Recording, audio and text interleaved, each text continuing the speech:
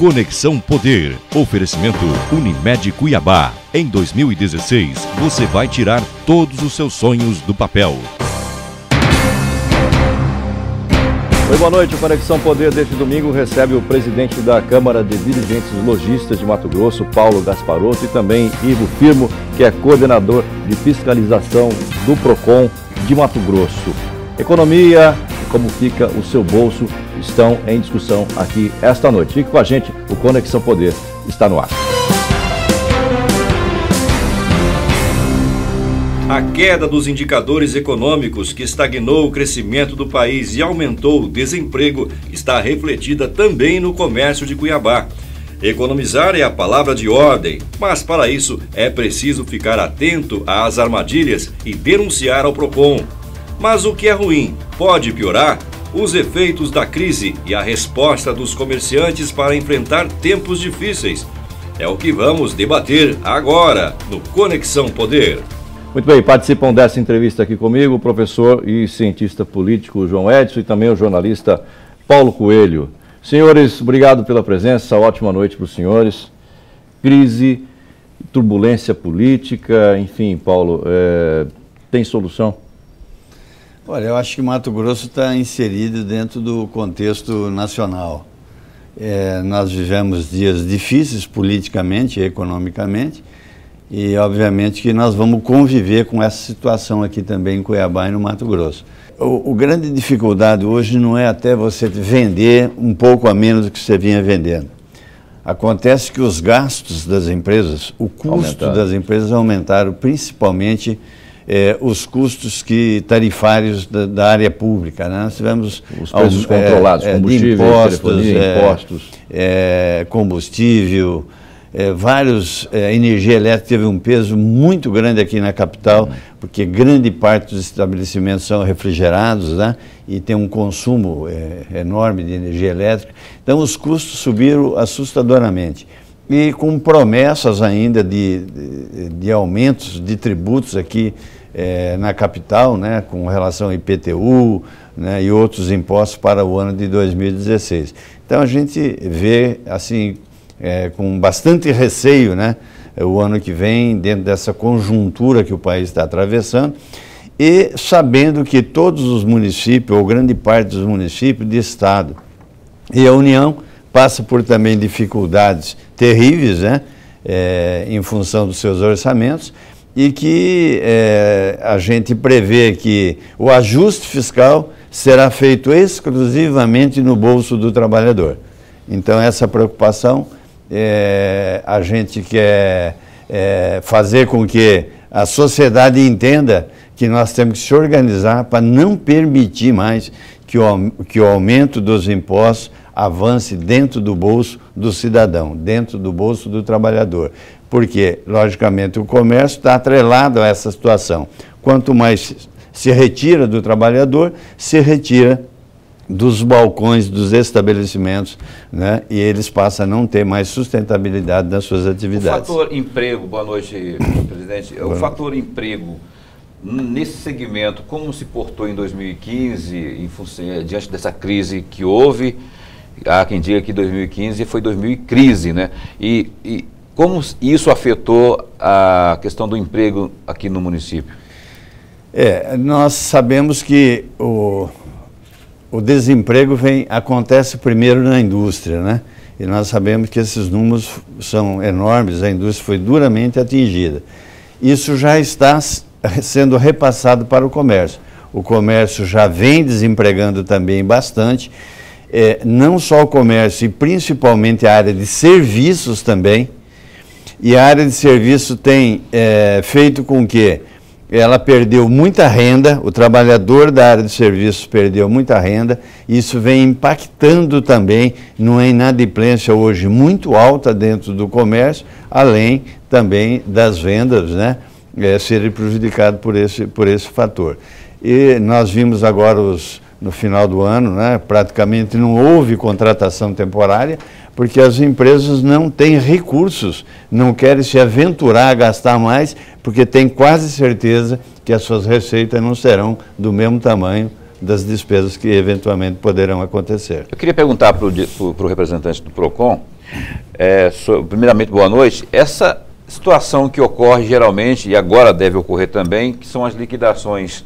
Não é? Que a avaliação que o senhor faz, que conselho que o senhor daria para quem está nos assistindo, quanto a essa correria que se dá geralmente no final do ano, início de ano, com as liquidações, porque é daí que geralmente surgem as principais reclamações, não é? Que se compra, porque se encontra muitas ofertas, muitas facilidades, entre aspas, e só que daqui a pouco aparecem as reclamações. O que o consumidor deve ter como principal atenção ao fazer essas compras aí? Boa noite, primeiramente. A primeira orientação para o consumidor quando ele vai fazer compra de qualquer tipo de produto, ainda mais nesse cenário da economia que a gente vê hoje, é o cuidado com o endividamento. Então, geralmente essas promoções estão atreladas aí à possibilidade de parcelamento em longos meses. Então, nós sabemos, por exemplo, que nos meses iniciais do ano, nós vamos ter ali material escolar, matrícula, alguns tributos, IPVA, IPTU. Então, tudo isso, o consumidor, quando ele decide fazer a compra, ele tem que levar em consideração, porque a conta vai chegar em algum momento. Né? Um outro fator importante é que nós sabemos que o consumidor, simplesmente pela palavra promoção, liquidação, ele já fica seduzido. Então, ele tem que ter esse senso crítico para ver se realmente aquilo se trata de um preço barato. E o exemplo que eu posso dar agora foi recente, foi a Black Friday.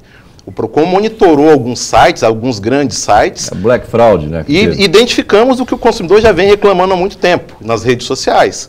Aquele aumento artificial do preço, né, nas vésperas da promoção, e dando aquele desconto aparente sobre o nome de promoção, liquidação. Então, esse senso crítico hoje é melhor exercido através de uma pesquisa de preço, verifica o preço em 1, 2, 3 estabelecimentos e até a comparação de preços na internet. Então, o consumidor tem ferramentas e a pesquisa é a melhor delas para poder fazer uma boa compra. Doutor Ivo, nós vivemos aí 2015, um ano muito turbulento do ponto de vista econômico, como o Paulo Gasparotto colocou.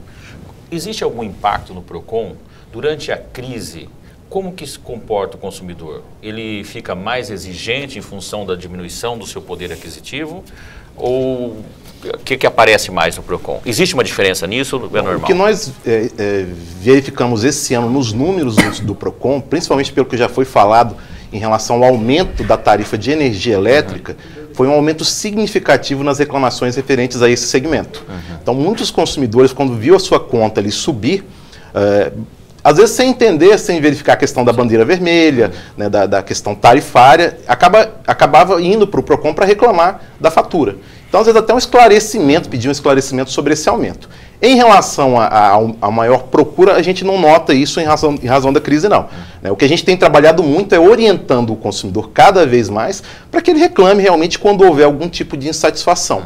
E hoje, inclusive, existem canais alternativos, como, por exemplo, o consumidor.gov, que é um site que da própria casa nós podemos reclamar contra empresas de telefonia, que a gente sabe a dificuldade de falar com a TV a cabo, telefonia. Então, criamos canais alternativos para esse consumidor poder reclamar e a gente ouvir a voz dele. Doutor Paulo, já passou-se 2015, foi o primeiro ano após o fatídico advento da Copa, né? E a Copa, as obras da Copa, as tais obras da Copa, causaram fechamento de empresas, especialmente em Cuiabá, por conta de que intervenções e pouco movimento, enfim. Isso vai ser possível se recuperar a partir de que momento, diante especialmente de uma crise que assola o país? Ou não vai ser possível recuperar isso? Eu acho que recuperar esse prejuízo não será mais possível, né, nos dias de hoje. E não acabou ainda os prejuízos. Os prejuízos não acabaram, porque nós sabemos que, e todo mundo conhece bem a nossa capital, grande parte das nossas principais avenidas, né, ainda estão com seríssimo problema causado desde aquela época das obras da Copa. E nós temos feito várias gestões ao governo municipal e estadual, inclusive com promessas que tivemos de dar pelo menos uma arrumada nas principais avenidas, viabilizando, né, melhorando inclusive o aspecto visual para que esse comércio possa ser regenerado. Então vamos dar um exemplo, a Avenida da FEB. ela foi uma das mais duramente castigadas pelas obras da Copa. Inclusive, temos várias empresas que fecharam e ainda não foram reabertas novamente.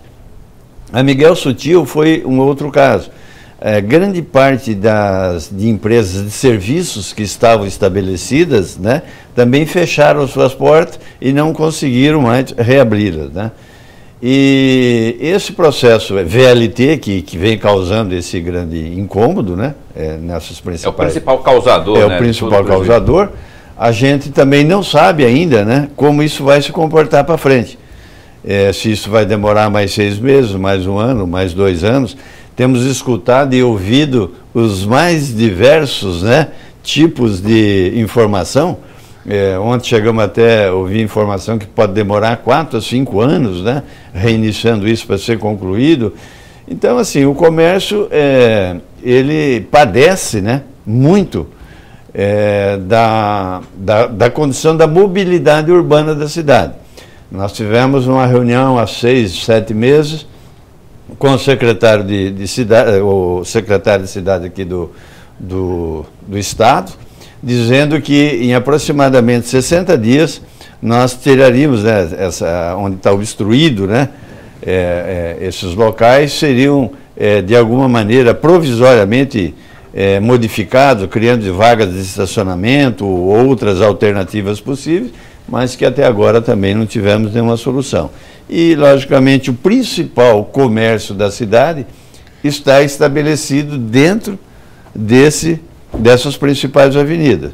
E, obviamente, acaba sendo duramente castigado e prejudicado. São avenidas de difícil trânsito hoje por conta dessas obradas que fizeram aí, né, presidente?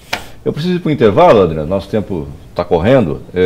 Eu queria deixar uma pergunta no ar para o senhor Paulo, sobre a questão da mudança na cobrança do ICMS. O que é que tem de novo nisso aí, de se cobrar durante a venda da mercadoria? O que é que o senhor pensa sobre esse assunto? Daqui a pouquinho o senhor responde, não sai daí, já voltamos então com o Paulo Gasparotto e também com o Ivo, que é o superintendente do PROCON estadual. Instante só, até já.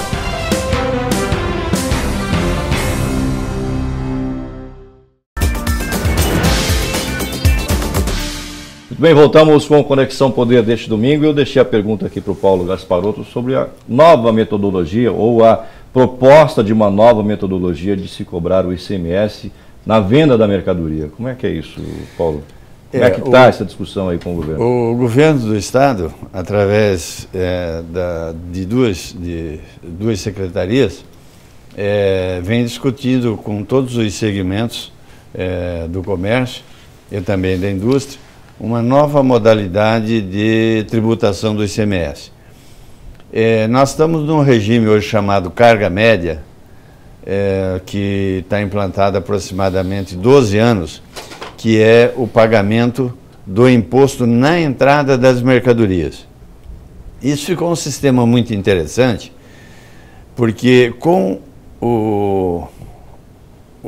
a emissão das notas fiscais agora eletrônicas, né, não permite mais que seja burlado através de barreira no transporte das mercadorias, né? Então o fisco hoje tem uma informação extremamente importante e segura para poder fazer a tributação. E cada segmento hoje paga na carga média, que é o sistema que nós estamos pagando, com um percentual sobre a cobrança daquilo que a empresa adquire durante o mês. Então, nós temos percentuais de 12%, de 15%, de 18%, de 19%, em função de cada segmento. Então, se comprou uma compra de R$1.000, a Secretaria de Estado de Fazenda já tributa, vamos dizer, se paga 16%, então vai pagar R$160. Esse modelo está sendo tratado pelo Estado, o Estado está inclinado a mudar esse sistema, pagar pela saída, ou seja, na apuração de débito e crédito. Eu compro uma mercadoria, me credito do crédito de ICMS de origem e vou pagar 17% na saída, na venda do produto.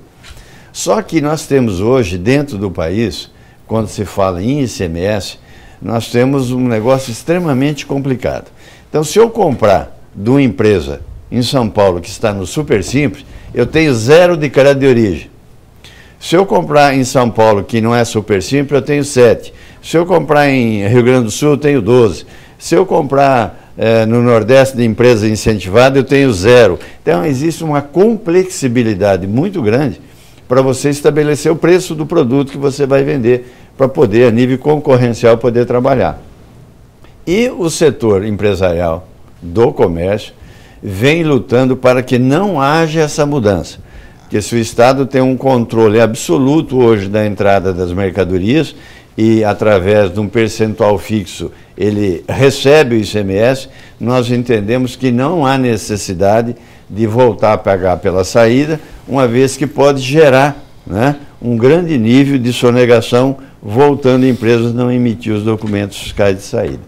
Mas assim, estamos discutindo, o Estado também tem sido receptivo, né, para se criar esse processo de discussão, e a gente tem agora, para o início do ano, né, novas tratativas, e eu acredito que o setor do comércio vai demonstrar, vai provar para o governo que da maneira com que o Estado vem cobrando hoje, é a melhor maneira para o Estado e também para o comerciante.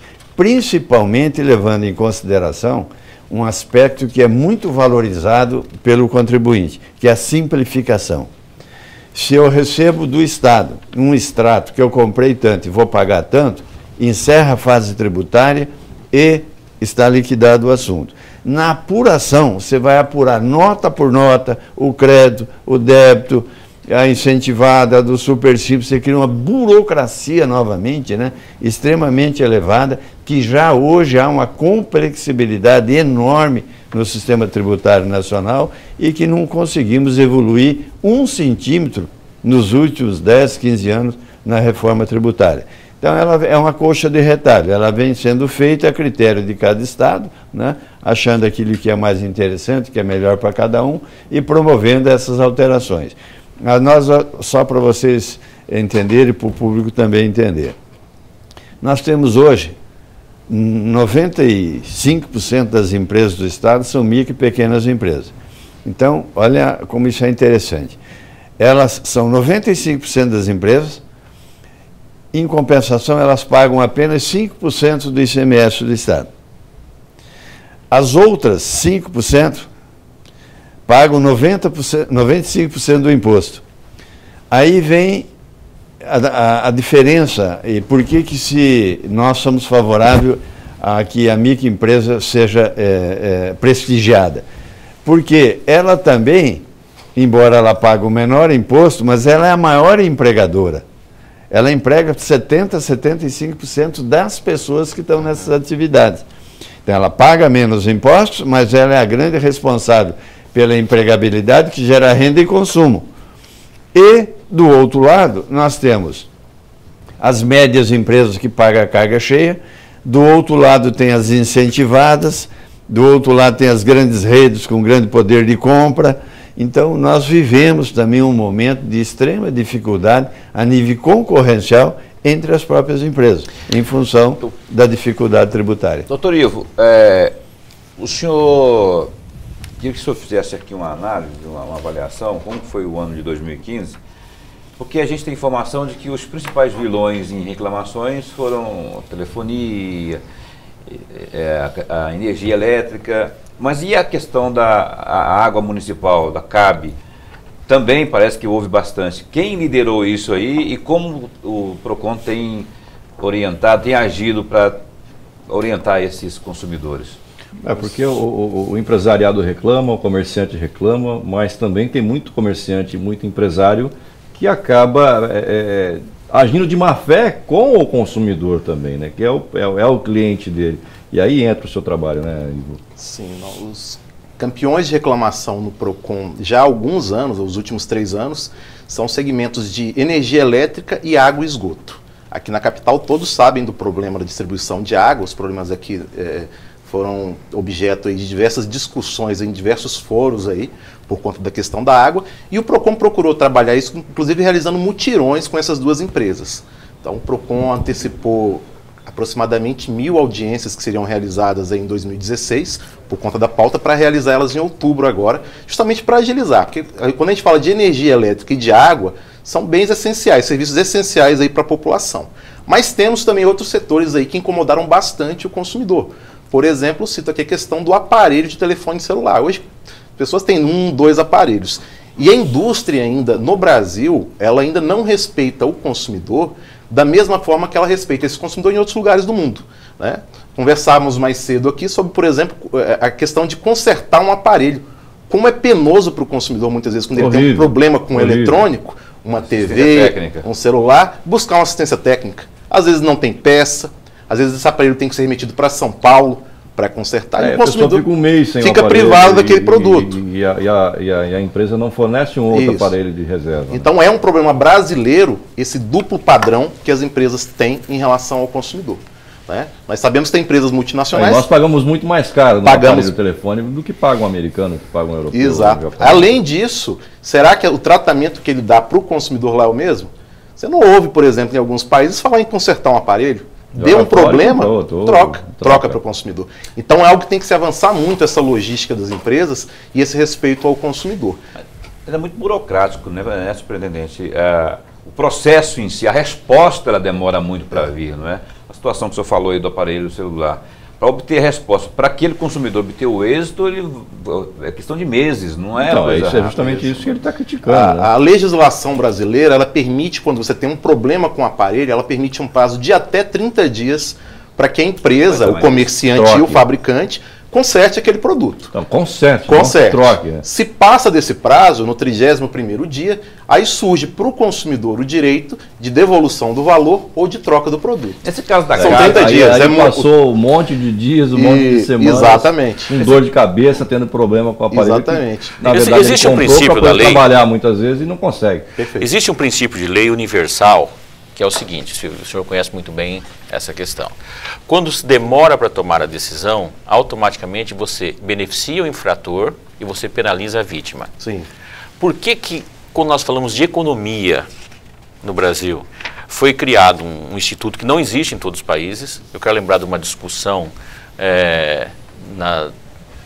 final da década de 90, logo quando foi criado o PROCON, eu não vou lembrar agora qual o ministro brasileiro, falando para o ministro alemão, né?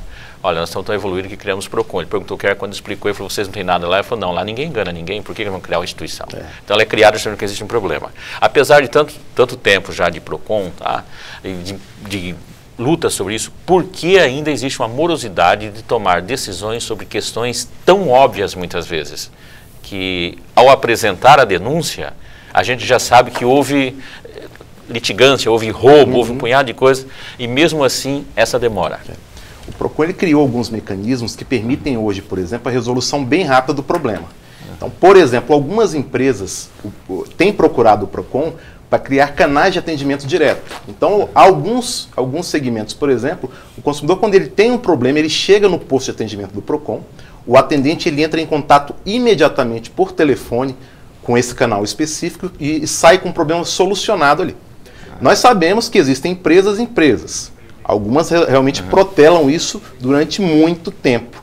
E às vezes tem que agendar audiência, às vezes o PROCON autua e multa essa empresa e a empresa ainda assim resiste. E dou só um exemplo aqui de como a gente tenta avançar e às vezes a gente é barrado pela estrutura judiciária do país.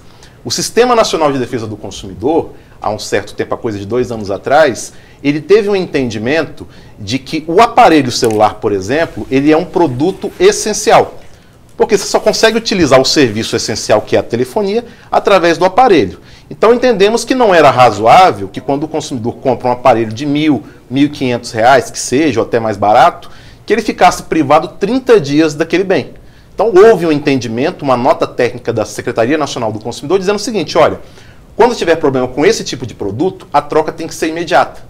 Tem que ser imediata. E o próprio comércio, os varejistas, entenderam que isso era positivo, porque forçaria o fabricante a atendê-los também da mesma forma. Entretanto, o Poder Judiciário reverteu esse entendimento e anulou todos os procedimentos nos PROCONs do Brasil inteiro. E a gente vê que era uma coisa que vinha dando certo. O próprio comércio se utilizava daquilo para cobrar o fabricante.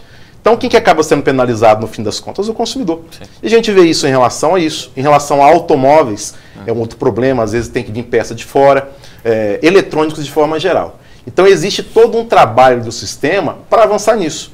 Existe também uma tentativa hoje no Congresso de aperfeiçoar o Código de Defesa do Consumidor, fortalecendo os PROCONs, tratando do superendividado, que nós sabemos que é um problema nacional, né, muito grave, por conta, inclusive, agora da crise, e aperfeiçoando os mecanismos de controle do comércio eletrônico. É uma luta árdua, né? O sistema, os PROCONs, o Ministério Público de Defesa do Consumidor tem, de forma conjunta, brigado por essas conquistas. Mas a gente sabe que, do outro lado, tem outros interesses, né?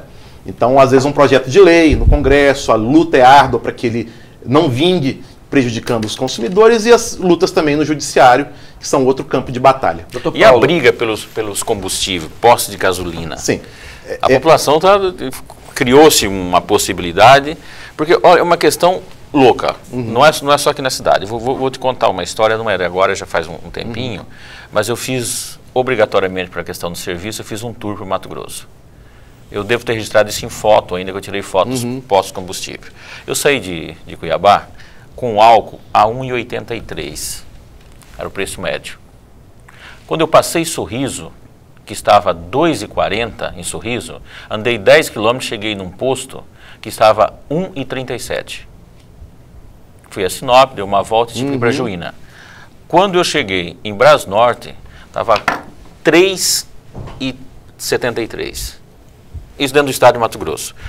Nós sabemos qual que é o processo, a entrada de combustível, saída, tá? Mas você não pode considerar que 10 km depois de Sorriso, não dá. A dificuldade logística é mais fácil que a de Cuiabá, para ter uma diferença dessa. Verdade. E nem que daqui a Brasnorte se faça uma loucura dessa com a pessoa que passa lá. E o PROCON me parece que ele tenta, ele ensaia e não consegue entrar. O que tem nesse meio? Nós temos trabalhado muito em parceria com o Ministério Público e fizemos alguns encaminhamentos agora recente em algumas ações civis públicas que o Ministério Público tem já, algumas transitadas em julgado, inclusive, com o entendimento de que para comercialização de etanol existe uma margem de lucro máxima de 20% bruto. Existem discussões sobre isso, mas hoje é um entendimento que o Tribunal de Justiça aqui acatou. Então o PROCON fez, aí, por requerimento do Ministério Público, um trabalho de coleta de dados aí nos postos, do preço de venda ao consumidor, do preço de aquisição desse combustível junto às distribuidoras, e a gente percebe claramente que houve um aumento lá da distribuidora. Né? O preço subiu muito e veio subindo semana a semana. Dados importantes que nós temos aqui, fazendo uma análise do preço médio do combustível, do etanol, vou pegar o etanol, por exemplo. Aqui em Mato Grosso, a ANP divulga isso semanalmente. O etanol em Mato Grosso, ele é o mais barato do país. Ainda com esses aumentos? Mesmo a 2,80 o litro. Ainda. 2,76, 2,75. Ainda ele é o mais barato. Na última semana ainda ele era o mais barato. Só que também ele é o mais barato para comprar da distribuidora. Então o Mato Grosso ele é o mais barato para o consumidor comprar e o mais barato para comprar da distribuidora. Um outro dado importante é em relação à margem média de lucro nos estados. Né? Você tem estados que trabalham com a margem média de lucro aí, lucro bruto, né? Estou descontando qualquer tipo de outros custos aí que a gente sabe que incidem. Mas a diferença entre aquisição e venda para o consumidor, tem estados que trabalham em média com 8%. Né? Mato Grosso estava em média na última semana 16%, 18%. Então era o 18º estado. Né? Tinha estados aí que era até mais caro que isso. E tem poder o PROCON, junto com o Ministério Público, de uma situação especificamente relacionada aos combustíveis, aos postos de combustível? Tem poder de rever, porque até hoje eu nunca vi um posto de gasolina sequer reduzir seu valor ou reconhecer um erro e recuar, não é? Só lembrando que há exatamente um ano atrás, no final de novembro, começo de dezembro do ano passado, de 2014, vocês vão se lembrar, tem matérias aí nos sites, os postos subiram bastante o preço do etanol. O PROCON fez um trabalho, na semana seguinte o preço baixou cerca de 15 a 20 centavos. Então foi um trabalho que foi feito ali, não dá para afirmar que houve um reconhecimento expresso, mas o preço caiu. Não está na hora de refazer esse serviço nós fizemos, novo, de novo isso aí? O senhor falou que aqui é mais barato, e eu estive em São Paulo há cerca de 2 semanas, o etanol lá, eu paguei R$3,20 no litro.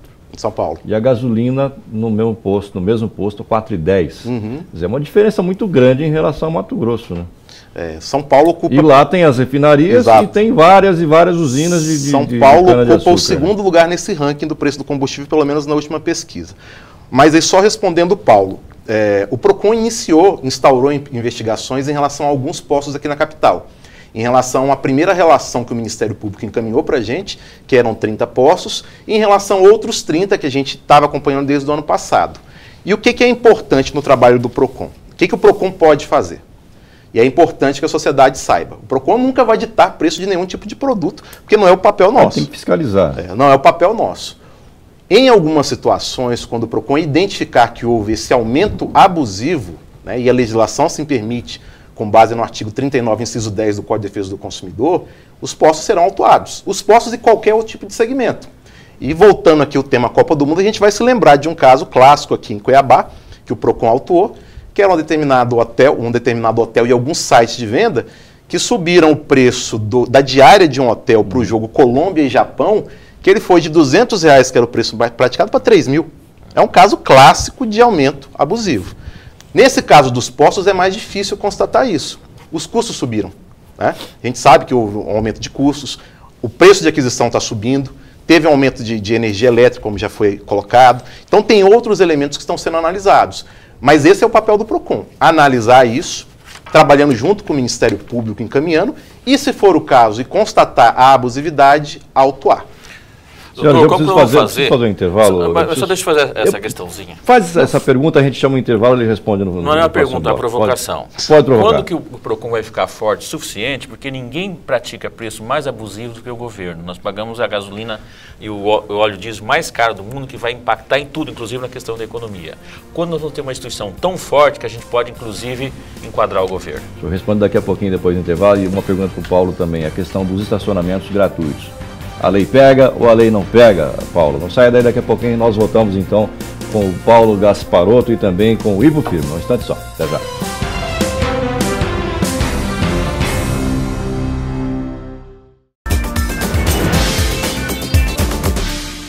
Voltamos com a Conexão Poder deste domingo, recebendo o Paulo Gasparotto, que é o presidente da CDL, e também o Ivo Firmo, que é o superintendente do PROCON estadual.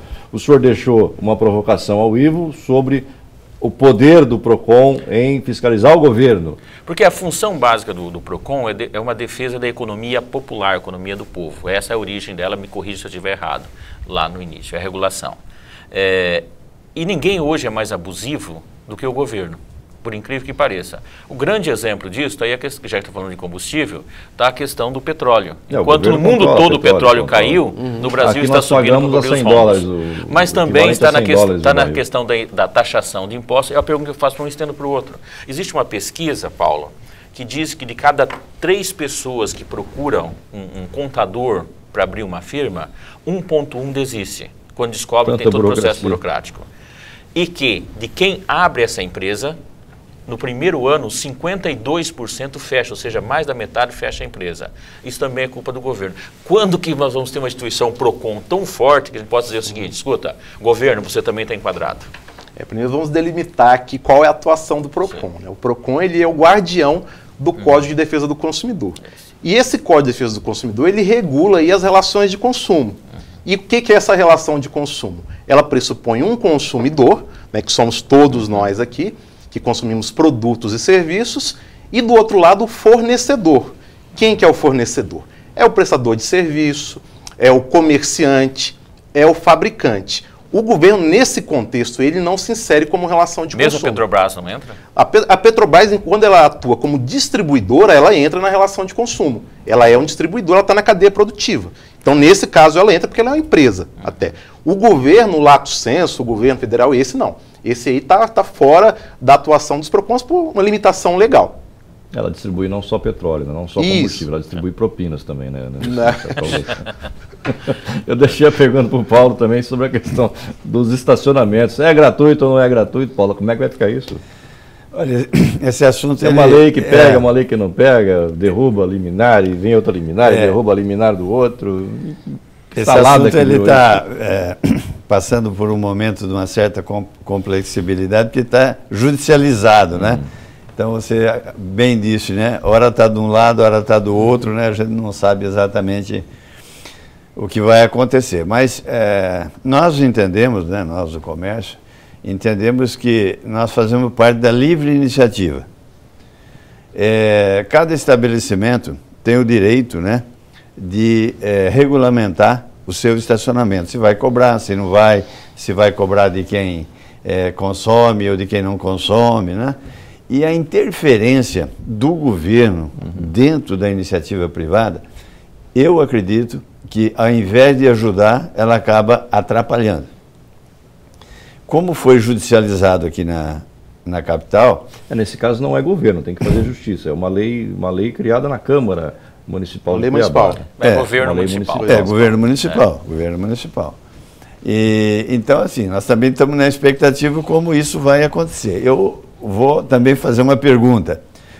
Quando você tem um estacionamento, a prefeitura cobra o IPTU sobre o teu estacionamento? Cobra. Cobra o IPTU.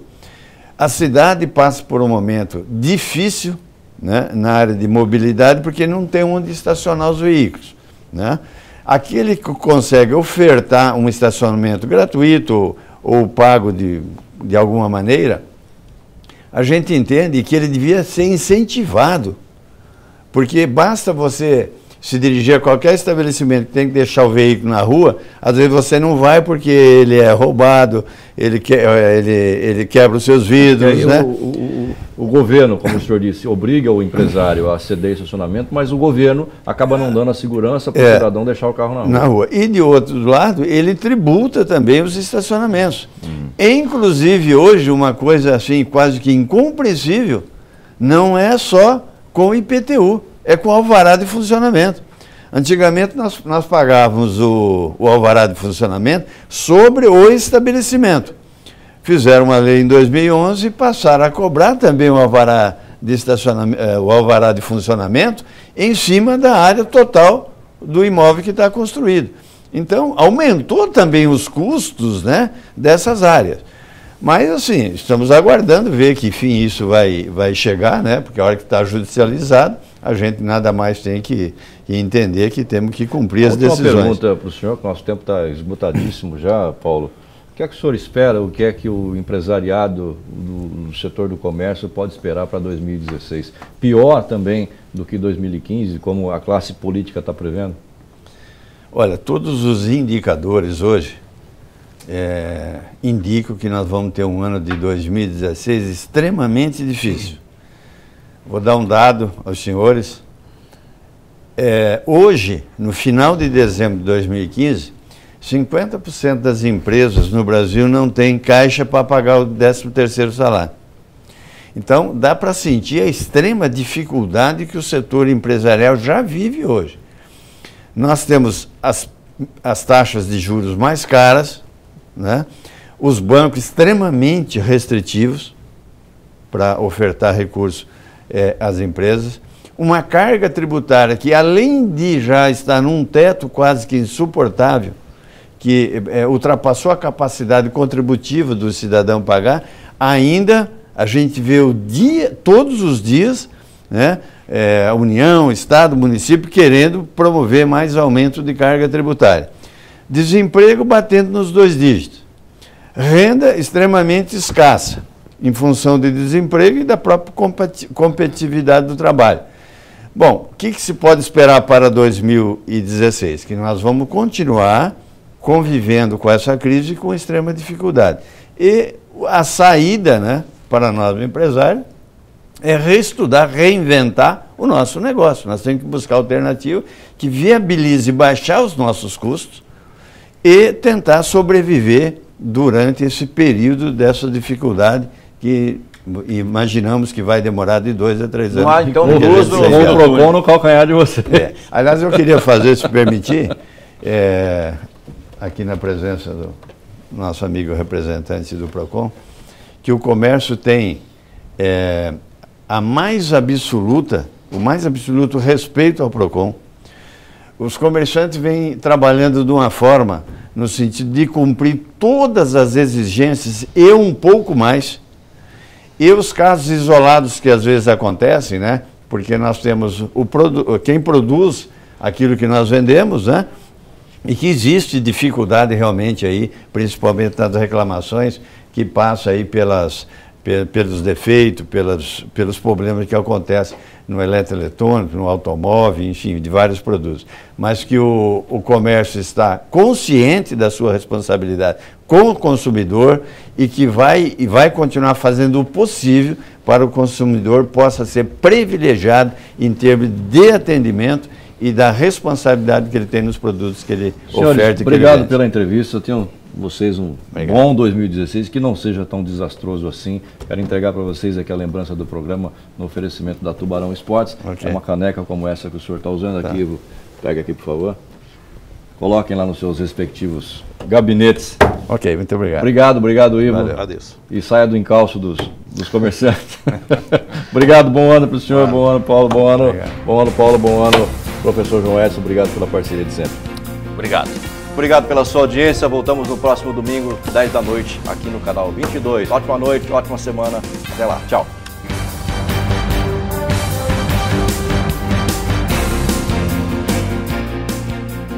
Conexão Poder. Oferecimento Unimed Cuiabá. Em 2016, você vai tirar todos os seus sonhos do papel.